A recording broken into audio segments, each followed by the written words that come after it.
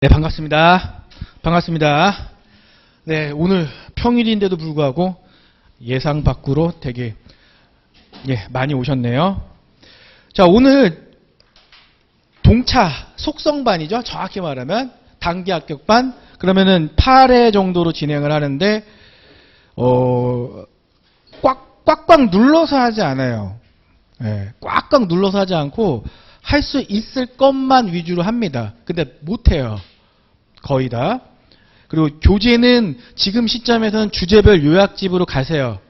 예, 이마저도 버겁습니다. 사실상. 그리고 우리가 하지 말아야 될 게 뭐죠? 자료 수집하면 안 됩니다. 여기저기서 자료 수집하지 마시고요. 제 교재든 아니면 다른 선생님 교재든 그거 쥐고 있으면 그걸로 승부 보셔야 돼요. 이것저것 볼 시간이 없어요. 그리고 대부분 제 수업은 이제 사무관리론은 잠깐 얘기하면 수업 스타일이 제가 심화 때부터 이제 PPT를 띄우지 않아요. PPT를 띄우지 않고 그냥 저도 제가 암기를 해옵니다. 제가 암기를 해오는데 우리가 지금 두 파트를 해야 되잖아요. 그쵸? 근데 제가 민원 파트를 암기를 할 때 예를 들어 10개 주제를 한다 그럼 저는 한 8분 정도 지금. 그리고 전체 민원 파트만 이제 내일이 시험이다. 그러면 저는 그걸 계속 시뮬레이션 해보잖아요. 50분에서 1시간이면 저는 다 보고 이제 전 매일 이제 우리 와이프 앞에서 암송을 해요. 암송을 하고 오는데 그러면 여러분들이 저 사람 머리가 좋아서 아니 그건 절대 아니고요. 행정업무 규정 같은 경우 내가 1시간 정도면 웬만한 건 다 외우고 다 들어옵니다. 그럼 여러분들도 이렇게 되는 시간이 궁금하지 않아요? 그렇게까지 올라오는데 과연 얼마나 걸릴까? 그럼 저는 당연히 공무원 출신이니까 유리하겠지. 그건 당연하죠. 근데 공무원 출신이라고 해서 유리한 건 이거를 보고 이해하는 게 빠르다는 거지 암기는 별개예요. 그러니까 저도 이걸 암기를 하면서 처음에 좀 당황스러웠죠. 이거 어떻게 암기하지? 그러다가 저도 이제 제가 다른 일을 하면서 알게 된 변호사님들, 이제 행정고시 출신들, 이제 사시, 주간식 보셨던 분들, 그리고 세무사분들, 그 주변에 있는 분들도 찾아가서 물어봤죠. 나 이걸 외워야 되는데, 이거 어떻게 외워야 되니까 그분들이 알려주셨어요. 내가 하는 스타일이 아니에요, 사실. 저도 배운 거죠. 그분들한테 배워서 이 방법이 가장 좋은 방법이야라고 그걸 저도 그대로 습득한 겁니다. 그러니까 제가 암기를 열심히 한 게 아니라 저보다 훨씬 더 어려운 공부를 하신 분들 얘기를 듣고 저도 그 방식을 그대로 흡수해서 하니까 실제로 사무관리론 시험에서 기출문제까지 방어하는 것만 치면은 제가 봤을 때는 정확히 한 3주? 3주를 쉬지 않고 복습 시간은 한 40분 이내로 끊고. 그러면 그 보조장치는 뭐였냐면은 하나는 암기 노트였고 제가 만든 또 하나는 녹음이었어요. 그러니까 저는 쓰면서 암기하는 거는 좀 너무 비효율적이라고 생각합니다. 사무관리론은 체계가 없어요. 누가 빨리 떠올려서 뱉어내는 게 이기는 거야. 그럼 그 연습을 해야 돼요. 그 얘기는 뭐냐면 조문을 파고들면 안 됩니다. 이게 진짜 오해가 많아요. 조문을 파고들면 안 됩니다. 왠지 아세요? 조문을 순서대로 외우려고 하는 그 습관을 못 버려요. 그러면은 여러분들이 가장 암기에 힘든 게 뭐냐면 내가 이걸 외워놓고 자 오늘 민원 처리에 뭐뭐뭐 외워야지 하면 첫 번째 목차 뭐였지? 그 다음에 첫 문장이 뭐였더라 하면 기억 안 나면 못 써요. 경험해 보셨을 거예요. 그러니까 제가 문장으로 외우지 말라는 거예요. 그럼 어떻게 해야 되냐? 일단 키워드를 빨리 뽑아내야 돼. 내놓고 걔를 내가 빌드업하는 연습을 해야 돼. 빌드업하는 연습을 하고 그거를 녹음을 하세요. 녹음을 하고 집에 갈 때 이동 시간 그리고 자기 전 계속 떠올려야 돼요. 그럼 복습 시간이 점점점 줄어들거든요. 그러면 민원 처리 법령, 그럼 저는 장담합니다. 이렇게만 하시면은 과락은 일단 넘기기에 가장 쉬운 과목이다. 왜? 민원 처리 법령은요, 정말로 자격증 시험에 맞지 않게 쉬워요. 근데도 못 외운다는 거죠. 네, 근데도 못 외워. 공부 오래 하신 분들 막상 외워보라 그러면, 민원 처리에 뭐죠? 기억이 안 나. 그렇게 잘못된 방법이죠. 저는 그렇게 말씀드립니다. 그래서 제가 제시하는 방법은 우리는 무조건 키워드부터 뽑아낸다. 예. 그리고 빌드업을 한다.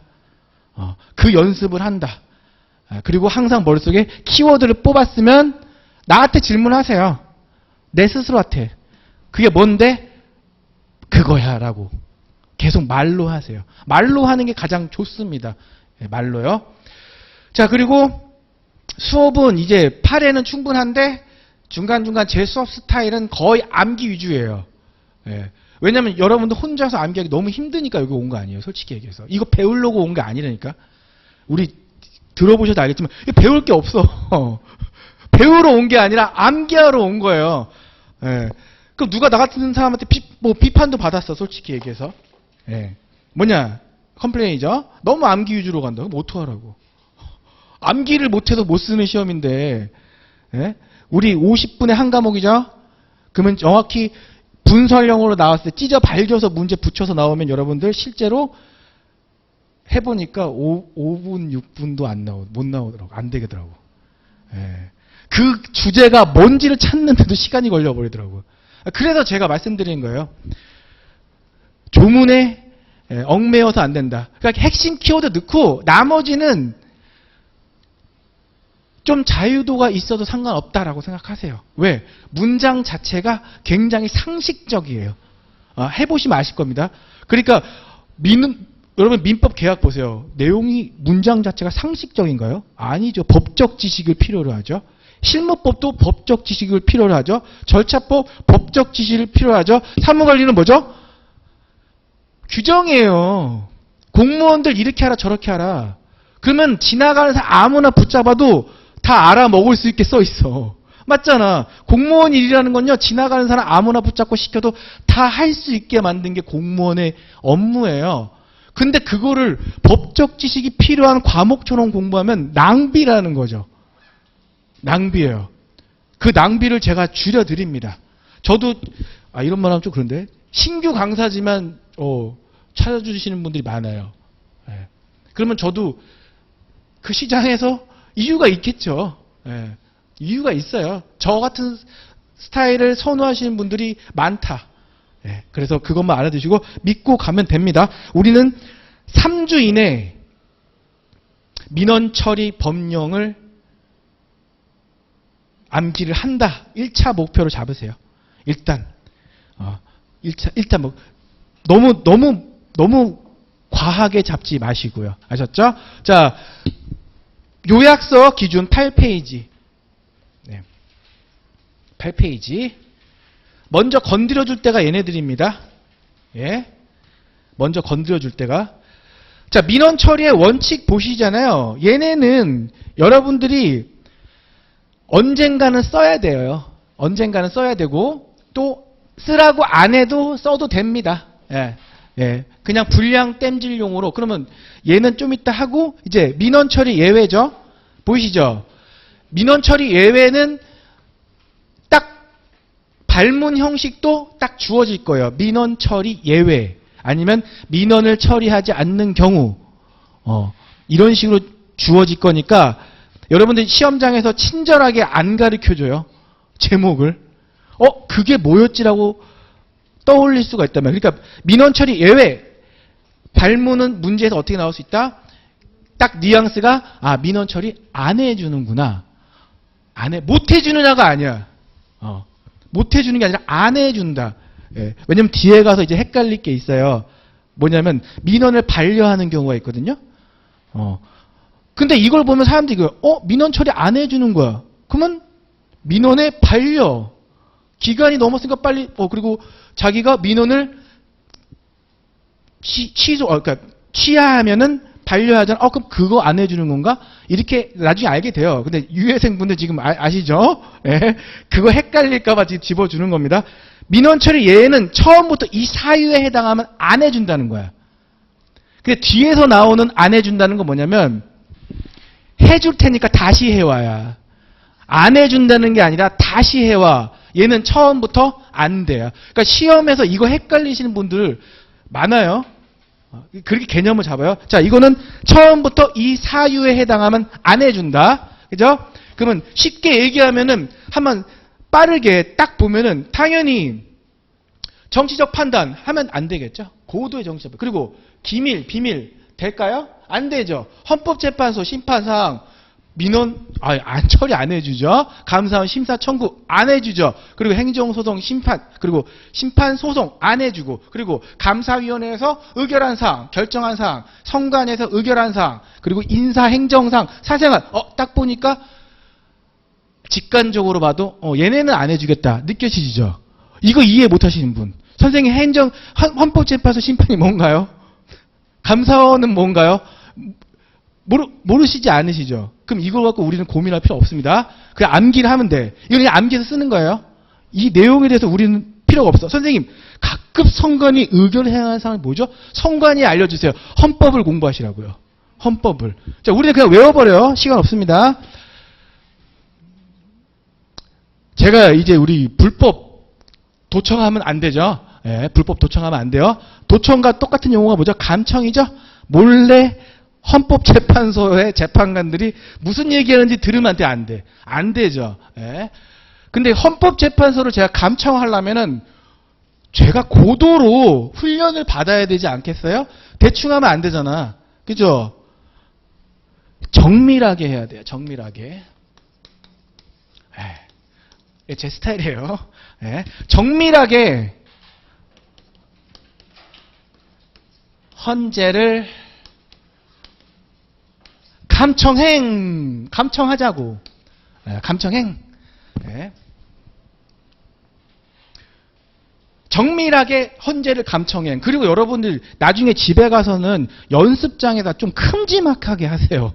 네. 교재에는 조그맣게 썼잖아요. 왜냐면 연습장에 크게 써놓고 이거를 내가 빌드업을 해보는 거야. 그 연습을 하시는 거예요. 그럼 나중에 익숙해지면 어떻게 한다? 이 자체를 암기를 녹음을 해버리면 되지. 자, 정밀하게 헌재를 감청행 먼저 잡아요. 정치적 판단. 그쵸? 밀은 뭐죠? 당연히 기밀 또는 비밀이 되겠죠. 비밀이나 기밀이 되겠죠. 그죠? 헌재 심판. 헌재가 헌법재판소라는 거 아시죠? 네. 헌재 심판. 그 다음에 감사원 뭐죠? 심사 청구. 행은 행정심판, 행정소송. 얘네가 바로 불법구조의 절차죠. 그죠? 얘네들 같은 경우에는 민원 처리 안 해준다고. 그럼 여러분들이 이거를 가슴으로 느끼면서 막 법적인 지식을 동원할 필요 없어. 그냥 시험장에서 정밀하게 헌재를 감청행. 정밀하게 정치적 판단. 그럼 꼬다리를 붙여주는 거야. 집에서 무슨 정치적 판단? 고도에 이렇게 뉘앙스를 넣어주라고요. 그러니까 제가 쓰면서 외우지 말라는 겁니다. 말로 외우라는 겁니다. 고도의 정치적 판단과 당연히 국가 기밀, 비밀, 밀. 여기서 뭐라고 써있죠? 국가 기밀, 공무상 비밀. 그럼 여러분 뭐죠? 국가 기밀 아니면 뭐 공무상 아니어도 업무상도 되겠지. 얘네가 들어가면 돼. 비밀, 기밀, 비밀. 그다음에 헌재를 감청하자 그랬죠? 헌재 심판, 감사원 심사 청구, 행정 심판과 행정 소송. 이제 두 줄 잡았죠. 네. 두 줄 잡아요. 정밀하게 헌재를 감청행. 네. 감청하다가 잡혔어. 네. 잡혔어. 그럼 어떻게 되죠? 수사 재판 받겠죠. 그렇죠? 수사 재판. 수사 재판 받고 어디가? 교도소 가야 되죠. 교도소가 뭐죠? 형집행. 교도소에 수용되는 거를 이제 형집행이라고 합니다. 예, 형집행. 그쵸? 수사, 재판, 형집행 여기에 관련된 사항은 어떻게 되죠? 민원 처리에서 예외가 되죠. 그죠? 그리고 뒤에 감사원 착수 이런 것도 마지막에 꼬다리 넣을 거예요. 일단 굵직한 것만 잡아요. 그럼 아까 스토리 다시 기억하죠? 스토리. 헌법재판소를 몰래 정밀하게 감청행. 그죠? 감청해서 어떻게 걸리면 어떻게 된다? 수사받고 재판받고 교도소 간다. 그러면 머릿속에 딱 떠오르는 게 정치적 판단, 기밀. 그죠? 국가기밀, 업무상 비밀. 정밀하게 헌재를 헌법재판소 심판. 그리고 헌재를 감사원 청구, 행정심판과 소송 이런 불법 구제 수단에 대해서는 민원 처리 예외하고 그래서 헌재를 그랬다가 걸려서 수사받고 재판받고 교도소 갔어. 형집행까지. 그리고 나머지 감사원 요런 꼬다리 있죠. 지금 막 다 하지 마세요. 네. 이런 거는 지금 하면서 집어넣는 거야. 굵직한 건 잡아야 돼. 자, 그리고 우리가 서로 대인관계에서 서로 좋은 감정을 드러내는 행동이 뭘까요? 서로 인사하잖아. 인사를 해요. 인사하는 거는 어떤 감정이죠? 악이에요? 선이죠. 예, 선의의 감정이죠. 제 스타일이 그래요. 왜냐면 내가 해봐도 이거를 정수, 감, 선, 사행 이렇게 하면 하나씩 다음에 잊어버려. 그러니까 좀 길어 보여도 스토리를 기억하는 게 훨씬 더 오래 갑니다. 자, 인사는 선의의 감정. 인사를 할 땐 좋은 의도로 감정을 갖고 하는구나. 인사는 선의의 감정. 외우세요.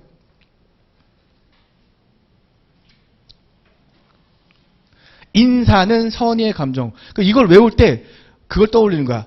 인사할 때는 좋은 감정이지, 선의의 감정이지. 이거 못 외우면 생경사실 못 붙는다. 다시 얘기하지만 저도 이거 이렇게 외워요. 그럼 인사는 선의의 감정인데 인하고 여러분들이 이제 빌드업을 해볼 거예요. 하나씩. 인은 뭐죠? 인사행정이겠죠. 내가 이걸 교재를 안 보고 이렇게 해보는 거야. 인사행정 관련된 내용? 안 되겠지. 그럼 인사행정은 어디에 인사행정일까요? 당연히 공무원 조직이겠죠. 그죠? 그럼 앞에를 행정기관의 공무원 아니면 행정기관의 소속 직원 이거는 유두리 있게 쓸 수 있는 거죠. 뭐가 들어가는데? 인사행정이 들어간 키워드인 거예요. 시험장 가서 악이 다 똑같이 못 맞춘다니까. 이거는 저도 못해요. 이거는 아무도 못해. 그러니까 요거는 그 공무원 조직이나 행정 조직의 직원에 관한 인사행정이지. 사는요. 사생활이겠지. 사생활. 그럼 사생활이랑 또 플러스 권리, 사인의 권리도 똑같아요. 사인의 권리. 뉘앙스를 비슷하게 잡으세요. 일단 사생활 잡아놓고. 자, 선의. 딱 나왔죠. 그냥. 어디죠? 선관위. 시험장 가서 선관위 하지 말고 선거관리위원회 하세요. 그죠? 의결, 선관위 의결. 여기는 감사위원회의 결정사항이죠. 결정. 감사위원회 결정사항과 선관위의 의결. 그렇죠? 선생님 앞에 각급 빠졌는데요. 안 해도 된다니까요. 안 해도 돼요. 자, 그러면 우리 처음부터 다시 한번 천천히 해볼게요. 이 박스를 외워서 써야 돼요. 벌써 기출 2회 됐습니다. 2회. 그럼 이 박스를 외우려면 처음에 딱 잡아 스토리를 집에서 이렇게 크게 써. 정밀하게 헌재를 그러다가 어떻게 됐어? 수사받고 재판받고 형집행. 그쵸? 10가지 잡고. 그리고요. 첫 번째 불락, 그 다음 두 번째는 인사는 선의의 감정이지. 선생님, 이게 총 몇 개죠? 9개 사항이죠? 여기서 우리 한 7개, 8개 잡으면 되는 거예요. 다 안 들고 가도 돼. 그거 집착입니다. 왠지 아세요? 시간도 없고 여러분들 시험장 가면요. 쓰다가 내가 아는 것도 빨리 덜어내야 돼요. 왜? 다음 문제도 풀어야 되잖아. 그러니까 시간 분량 중요합니다. 자, 정밀하게 딱 이렇게, 이게 여러분들 머릿속이나 연습장에 세팅이 돼 있는 상황이야. 그러면 뒤집다, 오늘 복습해야지. 고도의 정치적 판단을 요하거나, 고도의. 막 이렇게 하지 말고, 이렇게 해서 크게 세팅을 해놓고, 하나씩 빌드업, 민원처리 예외다. 말로, 정치적 판단. 그러면, 고도의 정치적 판단과 업무상 비밀이나 어떤 기밀 사항은 안 해주고, 헌법재판소 심판, 안 되고, 감사원 심사 청구, 안 되고, 행정소송과 행정심판, 안 돼. 그죠? 심판, 소송. 안 해준단 말이야. 그리고 수사받고 재판받고 교도소 간 이 관련된 내용은 민원 처리 못 해주죠. 그렇죠? 그리고 두 번째 분락에서는 인사는 선의의 감정이야. 인사행정 어디에? 이렇게 물어보는 거. 어디에? 행정기관의 직원들, 공무원 조직에서. 그렇겠죠. 그 다음에 사는 사생활. 또 사인의 권리관계. 끼어들면 안 되겠죠. 그리고 선의의 감정, 성간이의 의결사항이죠. 의결로 행하는 사항. 그 다음에 감사원, 감사위원회 결정으로 행하는 사항은 어떻게 한다? 민원 처리의 예외다. 그럼 여러분 처음에 이 기출로 나왔을 때 거기서 뭐를 썼냐면 5개만 쓰라 그랬어요.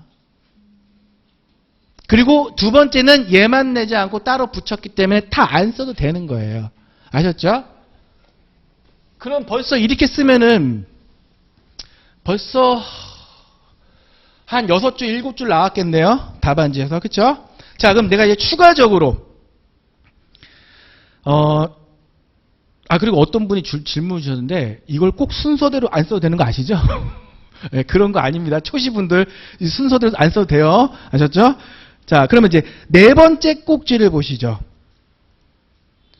법령에 따라 화해, 알선, 조정, 중재 등 당사 간 이해 조정, 또 5번째 판결, 결정, 재결, 화해, 조정 등 중재 확정된 권리 관한 사항. 이런 거 어떻게 처리하죠? 네? 어떻게 처리하죠? 계속 반복하시다가 8월 말쯤 내가 이거를 들고 갈까 말까 하다가 안 들고 갈 거면 지우세요. 네. 이런 거 귀찮게 안 들고 가도 돼. 왜? 얘는 단독으로 안 나와요. 다른 문제랑 붙여서 나와. 그럼 이미 분량이 다른 거 쓸 게 있어. 그러면 이거를 여기서 7개 들고 가도 2개 못 써도 여러분 시험에 합불에 영향 절대 없습니다. 그쵸? 그럼 이런 거 가져갈 분들은 나중에 이렇게 생각해. 그냥 당사 간의 이해 조정? 그치? 아니면 판결 결정사항? 판결 결정? 법원에서 그럼 끼어들면 안 되지. 이렇게 느낌만 잡고 계속 반복해주면서 보기만 하다가 들고 갈 수 없겠다 싶으면 싹싹 지워버리세요. 싹싹 지워버리세요. 아셨죠? 그럼 민원 처리 예외가 민원 처리 원칙이랑 짝꿍이라고 보시면 돼요. 위에 이 첫 번째 목차. 첫 번째 목차. 그리고 제 교재는 이 굵은 글씨를 위주로 보시면 됩니다. 나머지를 잘 안 보셔도 돼요. 그럼 우리가 저를 보시죠. 당연하게 생각하죠. 민원 처리할 때는 첫 번째 원칙이 뭐냐면 일단 두고요. 지연시키지 말라. 또는 불필요하게 절차를 강화하지 말라예요. 이건 여러분들이 조문으로 접근하는 게 아니라 내가 말로 하면 돼. 왜? 지연 처리하지 말라. 그러면 제가 사례가 뭐냐면 내가 공무원을 근무하면서 기간이 넉넉하게 남았어. 민원 처리. 그럼 넉넉하게 남으면은 솔직히 공무원들은 어떠냐면 좀 미뤄요. 저도 그래요. 묵힌다 그래요. 근데 기간이 넉넉히 있더라도 남았더라도 미루지 말라. 그걸 조문상 표현하면 뭡니까? 처리 기간이 남아 있어도 지연시키면 안 된다. 또 하나는 뭐죠? 엄한 거랑 결부시키지 마. 너 공과금 안 냈어? 너 보니까 가스비 안 내네? 민원 처리 안 해줄 거야. 부당하게 결부시키지 말라는 거지. 엄한 거랑. 그럼 여러분들 이거를 조문 그대로 암기하는 게 아니라 머릿속으로 공무원이 좀 처리 기간이 남아있어도 지연시키지 말고, 그리고 엄한 거, 공과금 안 냈다, 이런 이상한 사유로 민원을 지연 처리해주면 안 되는구나 라고 개념을 잡고 있으면 되지. 그죠? 그럼 시험장에서 여러분들이 뭐만 넣으면 돼? 민원의 처리 기간이 남아있다거나 뭐 어떻게죠? 관련 없는 공과금 미납 등 이유로 여기까지 안 해도 돼. 뭐 기타 관련 없는 사유로 인하여 이렇게 느끼면 되지. 뭐지? 지연시켜서는 안 된다. 이게 들어가면 돼. 지연시키면 안 된다. 그 다음에 두 번째는 민원 처리 절차 등을 강화하여서는 아니 된다. 그럼 앞부분을요. 선생님 이거 앞부분을 달달 외우네? 아니죠. 절차를 강화해야 돼서 안 된다. 그럼 여러분들이 이걸 연습해야 돼요. 시험장에서 행정기관장은 법령의 규정 위임이 있는 경우를 제외하고는 이거를 달달 외우는 게 아니라 딱 약간의 규칙성이 있어. 뭐냐면 어떻게 해라. 근데 앞에 이런 게 붙어. 특별한 사유가 있다면 다만 뭐 특별한 이유가 있다면 아니면 다만 여의치 아니한 경우에는 이런 식의 수식어가 붙어요. 그럼 여러분들 요거를 딱 이렇게 해야겠지. 아, 법률의 규정이 있는 거 빼고는 절차를 강화하지 말라. 여기까지만 잡아두면 되지. 예. 위임이 있는 경우를 제외하 여기까지 쓰면 뭐 베스트긴 한데 저 같으면 시험장에서 이렇게 쓰죠. 뭐라고? 막 기억이 안 나. 그러면은 행정기관장은 시작하면 거의 대부분 행정기관 시작하니까 행정기관장은 기억이 안 나. 불필요한 절차를 강화하여서는 아니 된다 하고 앞에다가 뭐 법에서 정한 거 빼고는 이런 식으로 제외하고는 딱 이렇게 밀어 넣겠지. 그러니까 여기다 힘주지 말라는 겁니다. 아셨죠? 자, 요 파트를 딱 몇 면을 살펴보면은 두 번째 민원 처리의 예외에서 선생님 행정기관장은 접수된 민원이 각 호의 어느 에 해당하는 경우에는 아니할 수 있고 이 경우 사유를 해당하는 민원에게 통지해야 된다. 이런 건 어떻게 처리하나요? 이거는 취향이에요. 예, 취향입니다.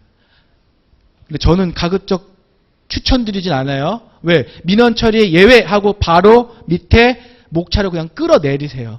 왜? 요거 두 줄 쓰겠다고? 예, 힘쓰다가 시간 날아갈 수도 있어요. 한번 꼬이기 시작하면. 그쵸? 자, 그럼 우리 저랑 같이 하죠. 제 수업은 PPT 읽어드리지 않습니다. 같이 합니다. 자, 그럼 민원 처리 나오면 원칙과 예외가 나오겠죠? 얘네들이 붙여 있을 거라고 생각하세요. 그리고 민원 처리의 원칙은 민원에 문제가 나왔으면 어느 문제든 써도 돼. 분량으로. 왜 그럴까요? 다 민원 처리 어떻게 하라고 나오잖아요. 그죠? 예를 들어 민원의 신청 쓰다가 옆에 주제가 민원의 신청이죠. 민원 신청 쓰다가 분량이 너무 안 나와. 그럼 민원 처리 원칙 쓰세요. 왜? 얘는 모든 민원에 통용되는 원칙이잖아요. 그럼 얘 두 줄 분량 채우란 말이에요. 이렇게 땡겨 쓰면 되지. 그쵸? 그 용도입니다. 사실 얘는요. 그럼 민원 처리 원칙 잡아볼까요? 목차도 여러분들 바로 그대로 쓰면 돼요. 이대로. 이 교재가 그냥 모범 답안이에요. 그러니까 처음에 원칙이 뭐다? 지연하지 말라. 그러면 여러분들 이걸 보고 연습하는 거예요. 뭘 지원하지? 언제? 공과금 미납 등의 엄한 사유 끌어들이지 말고 또 기간이 남아있더라도 딱 말로 하면 되지. 자, 두 번째는 어떻게 한다? 절차를 강화시키지 말라. 근데 법령에서 강화하라면 뭐 어쩔 수 없는데 그거 빼고는 강화하지 말고 자, 민원 처리 예외. 얘는 무조건 베스트 문제에서도 반복을 해줘야 돼. 자, 하죠. 또 한 번 하죠. 지겹습니다. 정밀하게 어떻게 하라고요? 그쵸. 헌재를 어떻게 하죠? 감청, 행. 이 뉘앙스도 시험장 가서 분명히 기억날 거야. 행. 그죠? 잡아요. 고도의 정치적 판단. 국가기밀이나 비밀, 업무상 비밀, 공무상 비밀 들어가면 되고 헌법재판소 심판사항, 감사 심사 청구, 행정, 심판, 소송, 그래서 수사, 재판, 교도소 가요. 형집행. 여기에 관련 사항에 대한 것은 민원 처리해주면 안 되죠. 그죠? 그리고 또 우리 뭐 기억해야 되죠? 서로 인사하죠. 인사는 어떤 감정이라고? 선의의 감정이죠.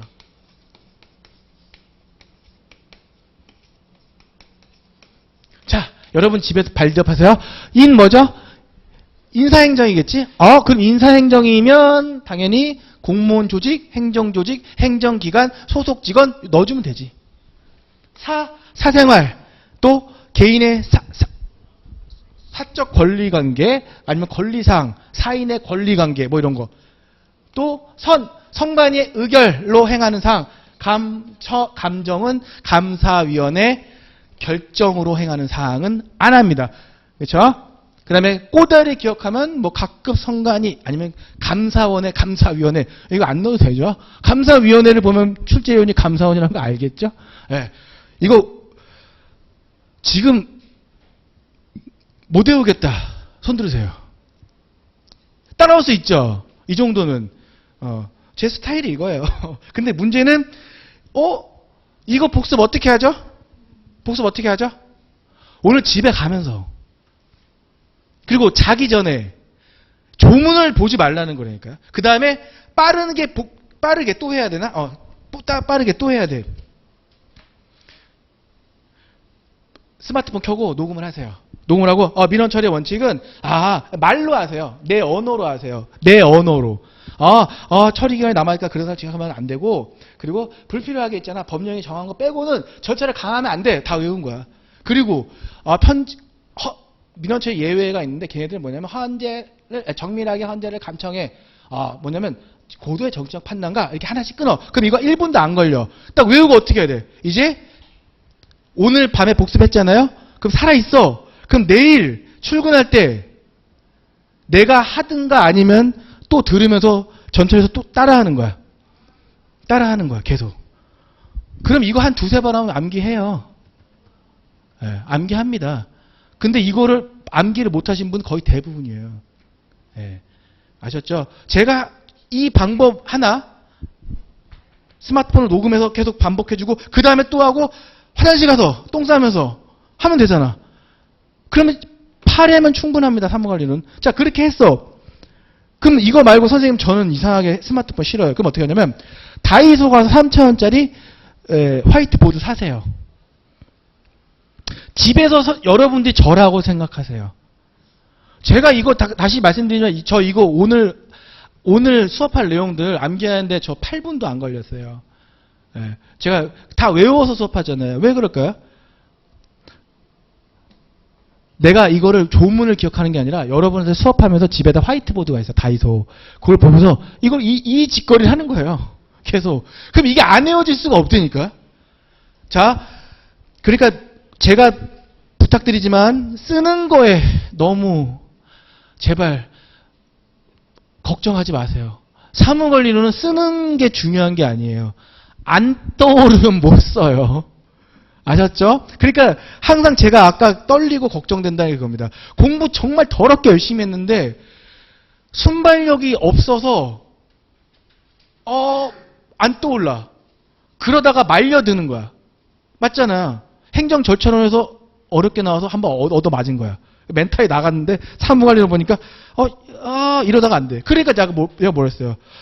정밀하게 헌재를 감청해. 인사는 선의의 감정해. 이거라도 갖고 있으면 이게 튀어나오면 된다니까. 그럼 풀려요. 아셨죠? 자, 우리는 조문에서 벗어나야 됩니다. 자, 우리 두 번째 챕터 주제 6 민원의 신청. 얘도 무조건 제 A급이라고 안 하는데 나온다고 생각을 해야 돼. 저 A급, B급 없습니다. 얘는 나온다고 하는 겁니다. 여러분들 뭐 하시는 분들이죠? 행정사? 민원 업무 하실 거죠? 민원 신청하실 거죠? 그죠? 여러분들 하실 거예요. 하실 거기 때문에. 그리고 분량은 요 정도로만, 제 기본서에 있는 더 추가시키지 마세요. 시험 봐보신 분들 아실 거예요. 요 분량이면요. 충분합니다. 더 이상 욕심 부리지 말라고. 요것만이라도. 자, 이것도 말로 합니다. 말로. 자, 민원의 신청 딱 생각을 해보세요. 생각을. 뭘로 할까요? 문서죠. 신청은 문서로 하죠. 문서. 그리고 기타 민원 같은 경우는 뭐냐? 그리고 저는 두 문자는 동그라미 표시합니다. 제가 동그라미 표시 안 하는 건 안 해도 되는 거야. 예.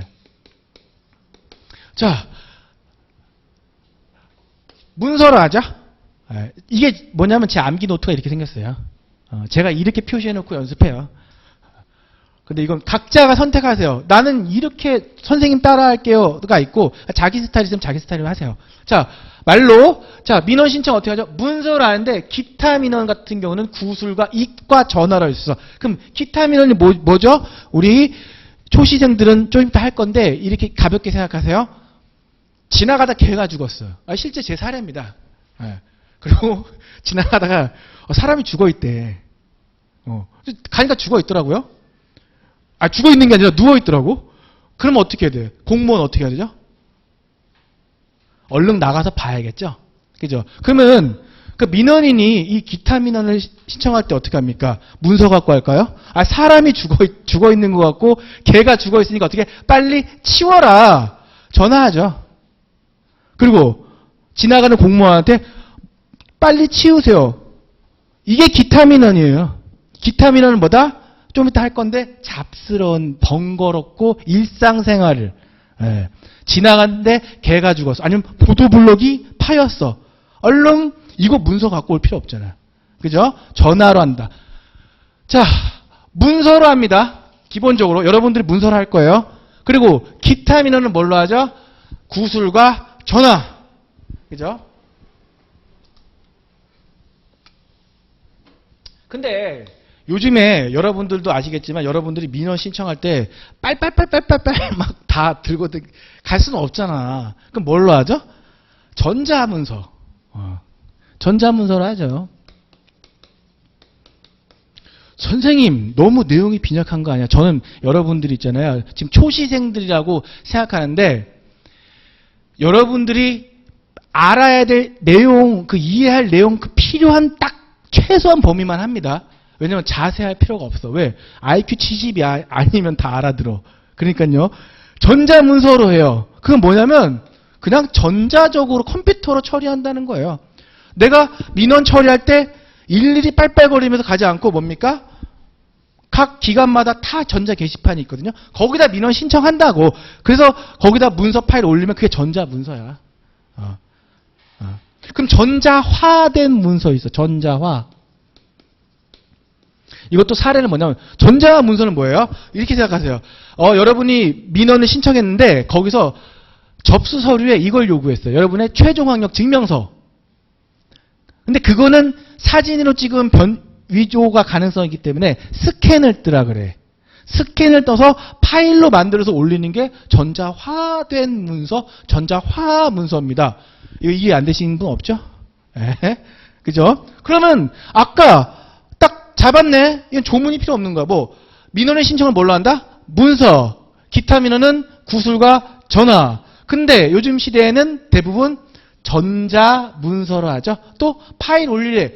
스캔 떠서 올리라고 전자화된 문서. 전자화 문서. 그렇죠? 당연히 앞에 꺽쇠가 붙어요. 전자정부법에 따른. 꺽쇠. 그렇죠? 그리고 여기서 우리 증명서류나 구비서류라는 거 입에다 붙이시거든요. 아니면은 이 덩어리를 그냥 시험장 가서 증명서류, 구비서류 기억 안 나면 민원 관련 서류로 퉁쳐버리세요. 증명서류, 구비서류, 증명서류, 구비서류 이게 안 나오면 민원 관련 서류 퉁쳐버리세요. 출제위원들이 민원 관련 서류로 썼다고 여러분들 탈락 안 시킵니다. 감점이 없어요. 그러니까 퉁치세요. 그렇게. 문서로 하고 그 다음에 기타 민원은 구술과 전화도 하는데 이게 사실 대원칙이죠. 사실상. 요즘 민원 공무원 처리 이 규정 자체가 행정업무 규정도 그렇고 다 전자로 처리한다는 거를 그게 일맥상통한 거예요. 관통하는 원리예요. 전자문서, 전자화된 문서로 할 수 있어. 뭐에? 전자정부법에 따라서 할 수 있어요.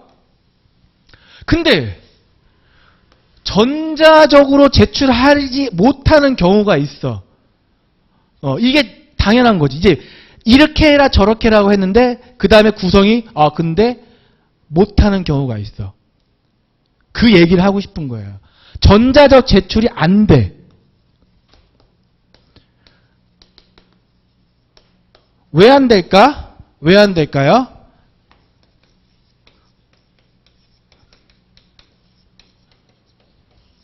자, 구장 판별 딱 그 바로 외우세요. 네.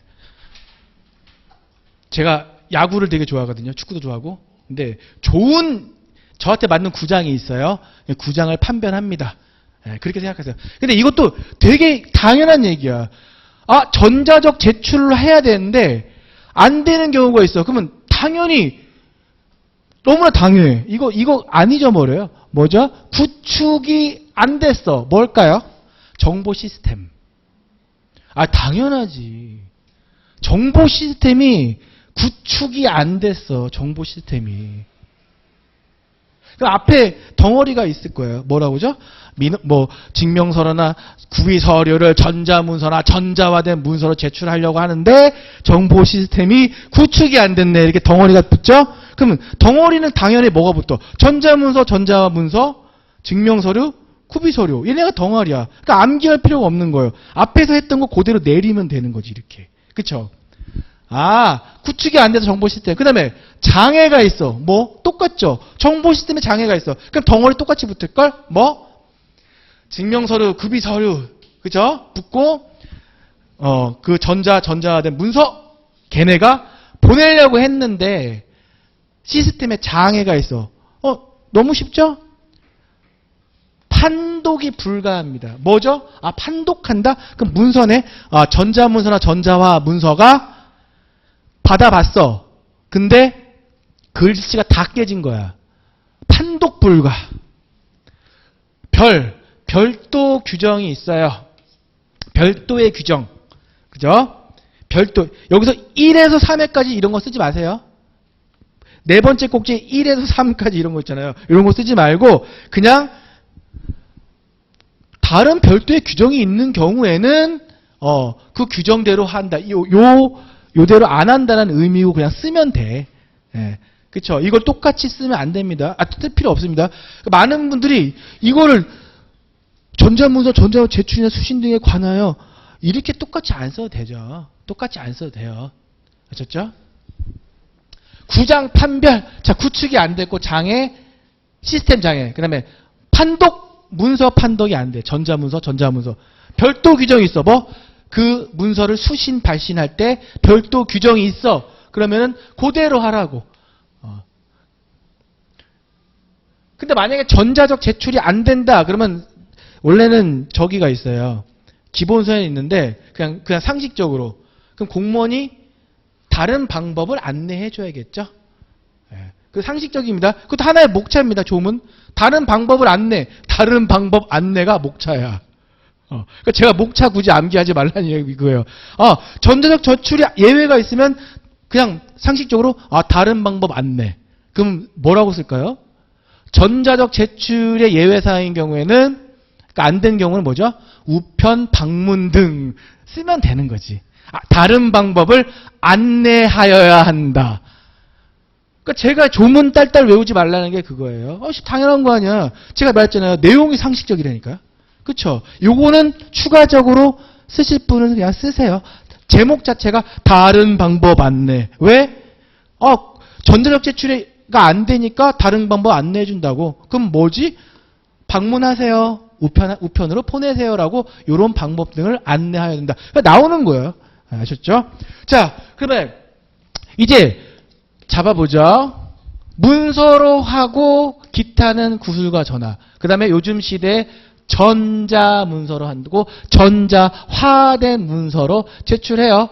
그리고 이 예외는 아까 구장, 판별. 구축이 안 됐어. 뭐가? 시스템. 장애. 뭐가? 시스템에 장애가 있어. 판독 불가 별도 규정이 있어. 그러면 잘 보세요. 여러분이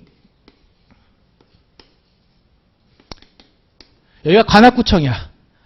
예? 관악구청이 아니라 여기가 그래 여기 관악구청이라고 하죠. 관악구청에다가 여러분이 여기다가 전자화 문서 스캔 떠서 여기다가 문서를 제출했어. 근데 이 주무관이 딱 그걸 보고 항상 그래요. 이거 진짠가? 진본성을 확인을 해야 돼요. 그럼 얘한테 물어보는 거야. 얘가 발급기관이야. 얘가 교육청이라고 하죠. 교육청에서 발급한 내 초중 학력 증명서야. 그러면 이 기관에서 전자화 문서를 받아봤어. 받아봤는데 얘한테 그러죠. 그거 니네가 떼준 거 맞아? 그거 진짜 맞아? 확인 요청하죠. 뭐에 대한 진본성. 그러면 얘는 뭐죠? 확인해줘야죠. 당연한 프로세스죠. 그러니까 이거를 달달 외우면 안 돼. 뭐 어떻게 해야 된다? 전자문서의 진본성 확인. 이거 굳이 이대로 목차 안 해오셔도 됩니다. 그냥 쓰셔도 되는 거예요. 그냥. 그럼 뭐죠? 민원인이 제출한 문서를 그쵸? 그 행정기관에서 발급기관, 타기관이라겠죠?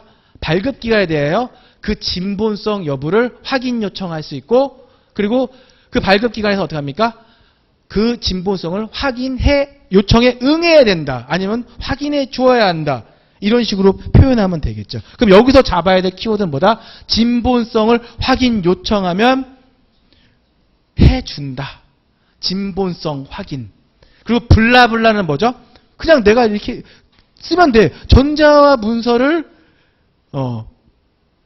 다른 행정기관에 제출했는데, 아니면 이거죠. 행정기관은 전자문서를 제출받은 경우 그 문서의 진본성 확인을 발급기관에 요청할 수 있으며, 그 요청받은 기관은 진본성 확인을 요청에 대해서 뭐 응해야 된다. 아니면 진본성을 확인해 주어야 한다. 이런 식으로 쓰면 되는 거지.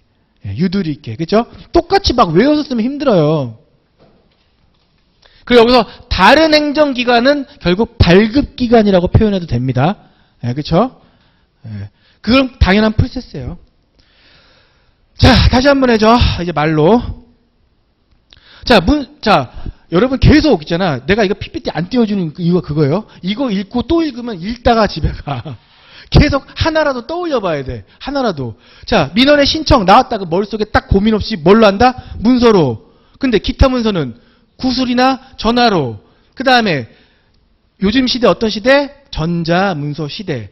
또 전자화 문서로 민원을 신청할 수 있고요. 근데 얘네들이 안 되는 경우가 따라 나오겠죠? 예외가 구장 판별. 자, 구축이 안 됐어요. 뭐가? 시스템, 정보 시스템이 구축이 안 됐으니까 당연히 전자적 제출이 안 되겠고, 그리고 장애가 있어요. 정보 시스템 똑같죠? 그리고 판독이 불가요.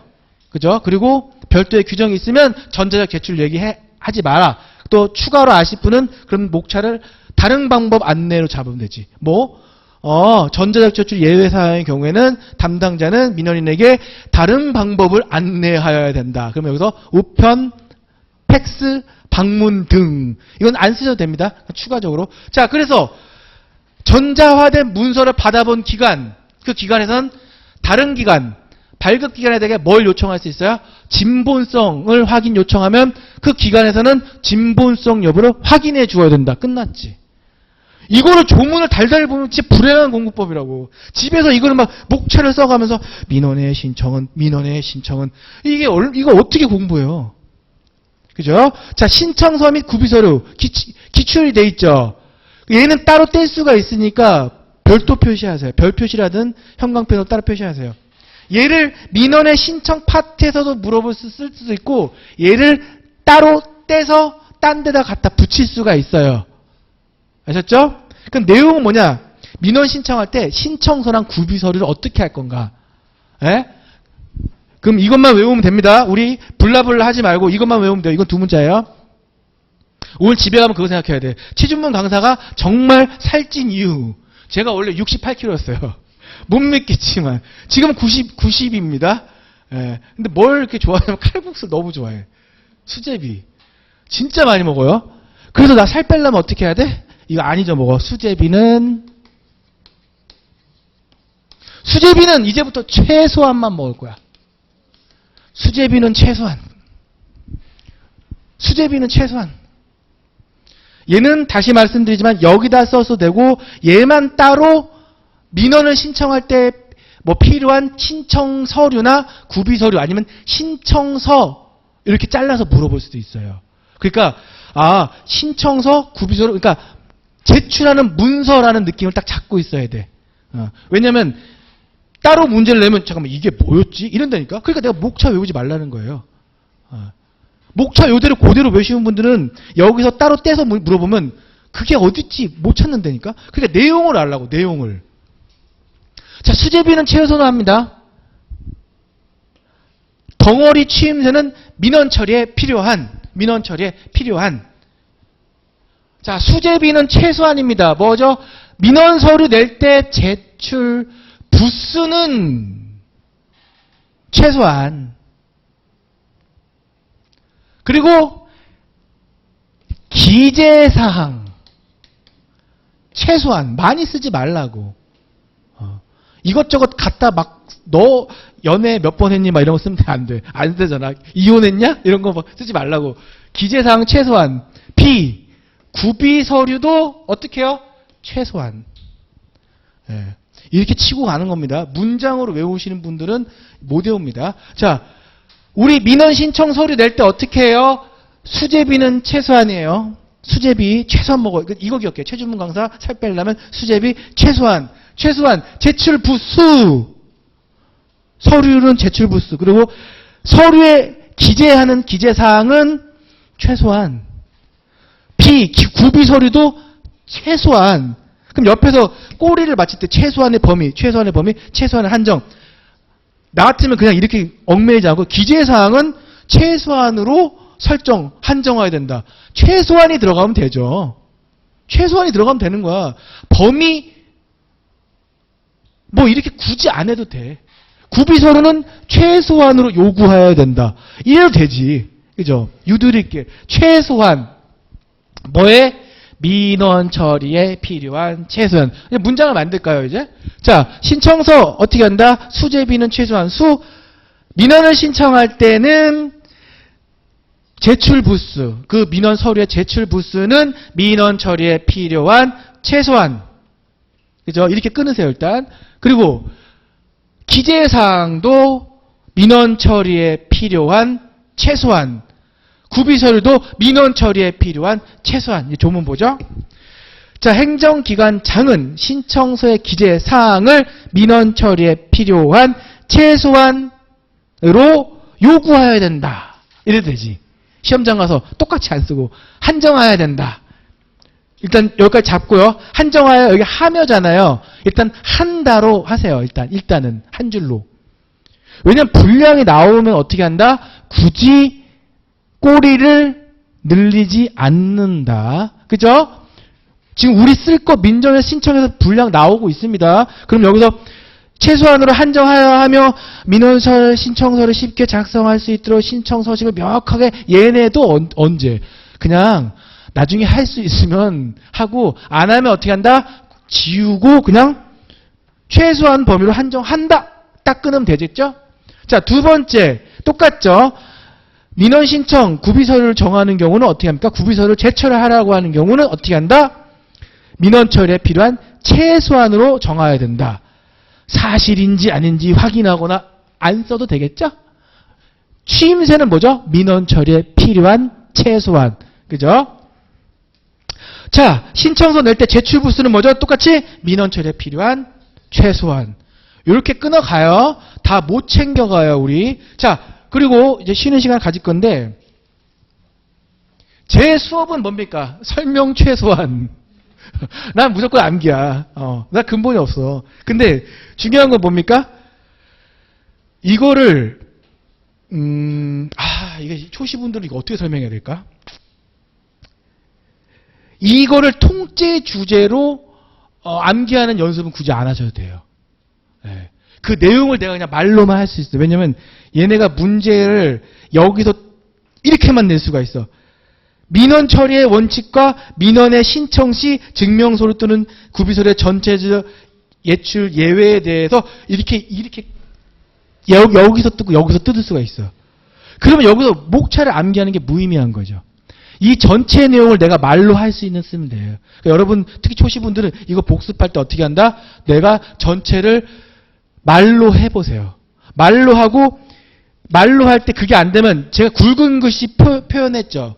굵은 글씨를 보면서 그 굵은 글씨만 보면서 문서로 하는데 뭐를? 민원의 신청은 기타 민원은 구술 전환할 수 있고 전자문서 그치 민원의 서류 낼 때는 전자문서 제출할 수 있구나. 이렇게 굵은 글씨를 보면서 그 핵심만 찾아내세요. 아셨죠? 그리고 시험장 가서 나머지 그 살들은 솔직히 써져요. 진짜 왜 그럴까? 저도 암기에 정말 자신 있는데 막상 쓰라 그러면 나도 이거 똑같이 못 써. 그래서 제가 말씀드린 게 뭡니까? 연습할 때 60%의 싱크로율만 맞히세요. 내가 연습한 내용과 이게 60%가 아다리가 맞다고 생각하면 난 왜 이렇게 못하지? 이게 아니야. 잘하는 거예요. 그냥 가시라고 그냥. 그리고 시험 앞두고 이제 최종적으로 막 몰아붙일 거 아니에요. 거기서 10% 더해서 최종적으로 70의 싱크로를 맞추면요, 여러분 합격합니다. 이거 강사들도요, 저는 정말 많이 했지만, 이 강사들도 솔직히 말해서 70% 이상 맞추기 힘들어요. 특히 행정 업무 규정은 정말 70% 이상 맞추기 힘들어요. 그러니까 우리는 최대 수업할 때, 공부할 때 개인 학습 시간에 60%의 싱크로를 맞췄다? 그러면 여기서 좌절하지 마. 잘하는 거예요. 내가 오늘 한 것 중에 60%만 키워드를 잡아냈어. 괜찮아. 그 다음에 시험에 막판에 몰아붙여서 10%만 올려서 70 만들면 우리는 합격한다. 예. 대부분 작년에 사무관리를 해서 아주 그냥 싹 쓸려 나갔어요. 수험생의 70%가 쓸려 나갔어요. 예. 그분들 암기력이 딸려서가 아닙니다. 떠오르지 않아서예요. 그리고 너무 꼼꼼하게 하면 절대 안 됩니다. 아셨죠? 자, 이제 10분간 쉬겠습니다.